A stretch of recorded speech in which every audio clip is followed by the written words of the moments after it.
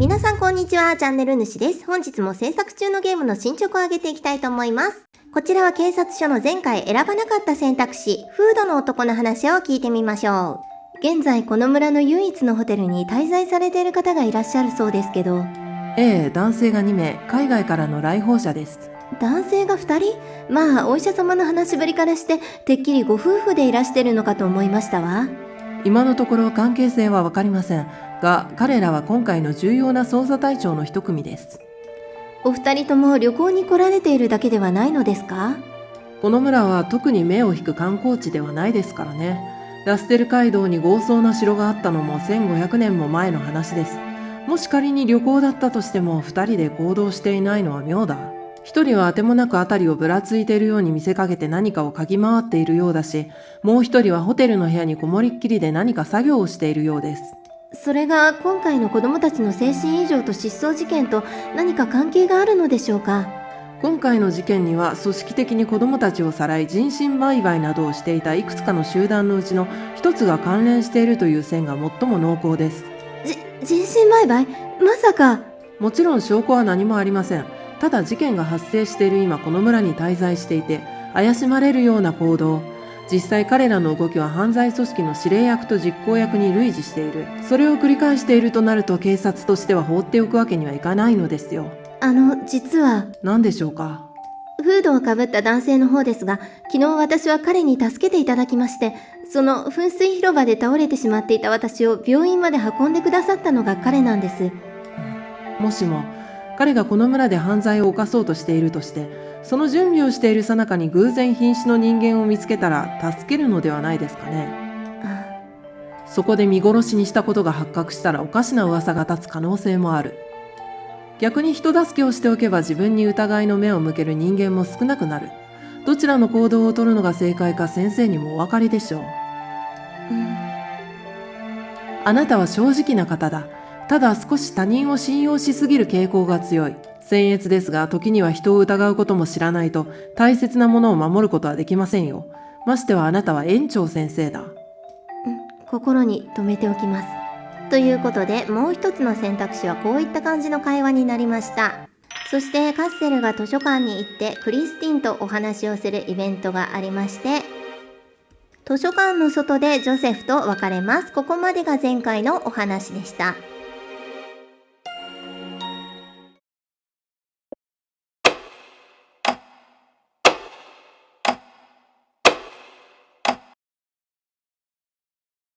あれ？ここは？私の家。そうだわ。ルディはお薬をちゃんと飲んだかしら。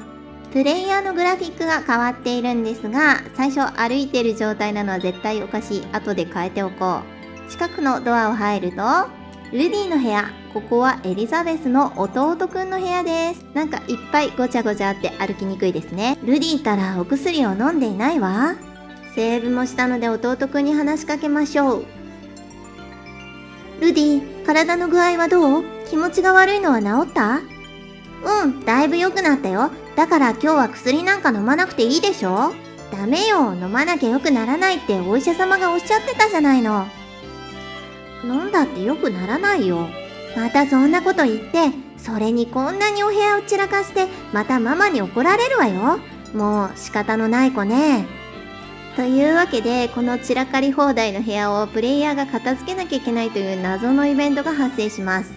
色鉛筆もおもちゃ箱に、ルディってば箱をなくしちゃったのかしら。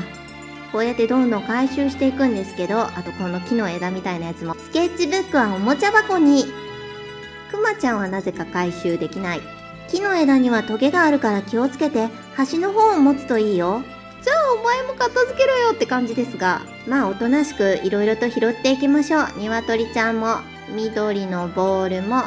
ボールとかは拾いやすいんですけれども、この細長い木とかこれゴミなんですけど拾いにくかったりするので、何度か連打してると拾えたりします。ゴミはゴミ箱に捨てないとね。この木の枝がゴミなんですね。ゴミ箱はベッドの横にあります。こちらはデフォルトの木のコップをめっちゃ拡大したらそれっぽくなったゴミ箱です。あともうちょっと落ちてますね。ボール。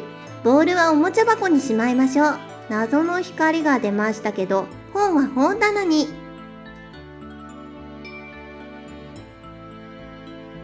ルディの大好きな冒険の本がたくさん並んでいるわ。あと恐竜の図鑑もたくさん。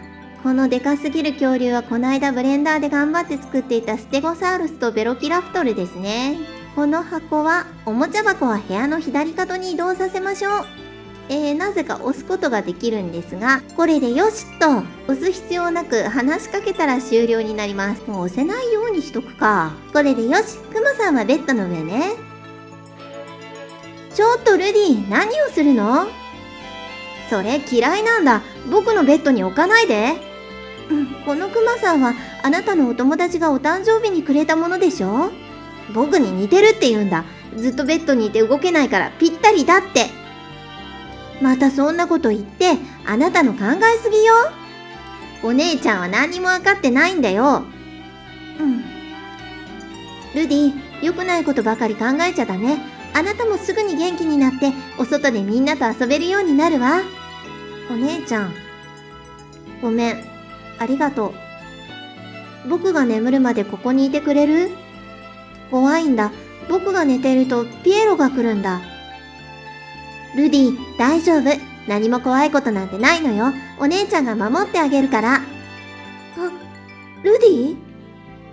ルディ、どこに行っちゃったの？あの子ったら寝ていなきゃいけないのに、家の中を探しましょう。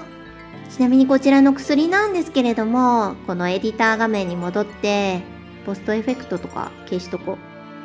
見えますかね？いや、見えないですよね。これもブレンダーでわざわざ作ったんですけれども、全く見えないので、もう無駄な努力でした。ポストエフェクト消えてなかったんですけど、消すとこんな感じ。こんな色味。この赤と青のカプセルとか、このよくある黄色っぽいお薬とかもわざわざ作ったんですけどね、こんなに小さくなってしまうとは。ついでに横にあるスケッチブックとかもちゃんとリングを作ったのに、これはもうゲームでは見えないなぁ。と、ひとしきりぐずぐずいったところで先に進みましょう。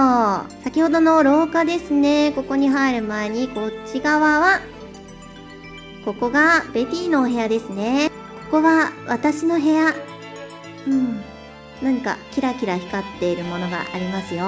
絵本を手に入れたところでお次は、教科書や辞書、百科事典などが並んでいる本棚ですね。ルディのお部屋に比べるとだいぶミニマリスト感あるお部屋です。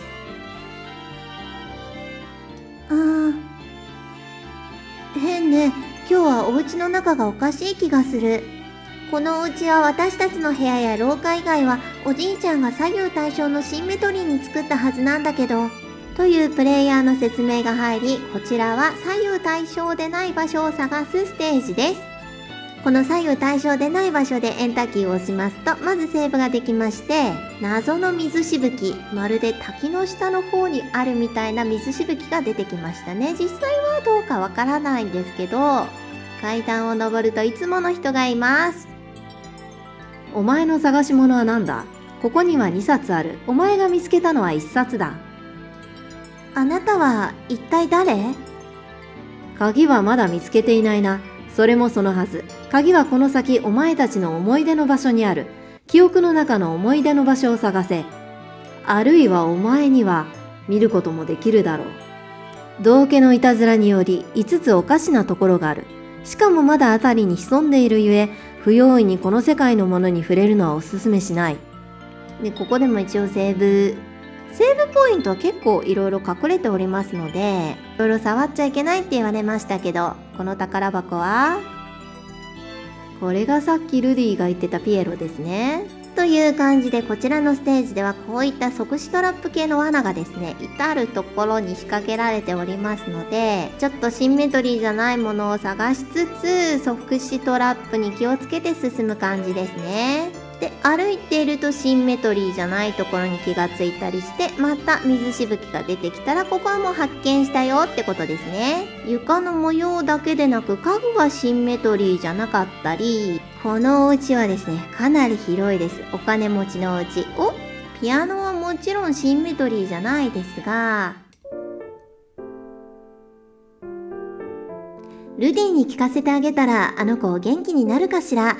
こういう風にピアノを弾くこともできます。何回か弾いてるとおかしなことが起こるかもしれない。グランドピアノをブレンダーで頑張って作ってよかったと思います。ただ、ピアノを入れたせいで不具合が起きたりしたんですけれども、ここはバスルーム。でもなんで開かないのかしら。ここも即死トラップでした。ちょっとピエロが世界から見切れてんのなんかおかしいですけど、探索を続けていきますと、こっち側に行きたいんですが、大きなピエロが邪魔をしています。通り抜けられるわけがない。ゲームオーバーですね。で、こちらのやっぱり不対称のところをですね、探さないといけないわけです。頑張って探していきましょう。で、こちらがですね、何？今の笑い声、キッチンの方から聞こえたみたい。5つシンメトリーじゃないところを見つけると、ピエロがいなくなっていて、ここを通れる風になっています。で、お外に行きます。ここを道なりに進んでいきます。ここも分かりにくいかな。でも一応道なのでこれ進めるんですよね。まあ分かるよな。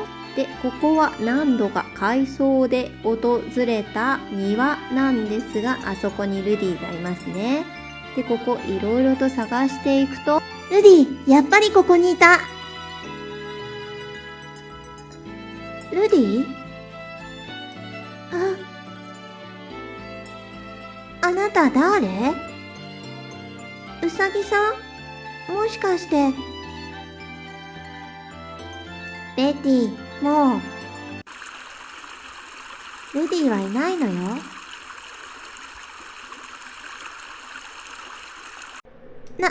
何を言っているの？あの子は。ルディは。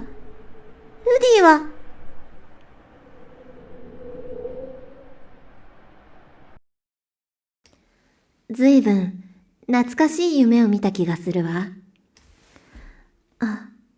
スフィアドラゴンの絵本。夢じゃなかったのかもね。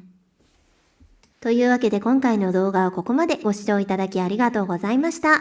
この動画が気に入っていただけましたらチャンネル登録、高評価、コメントなどもいただけるととっても嬉しいです。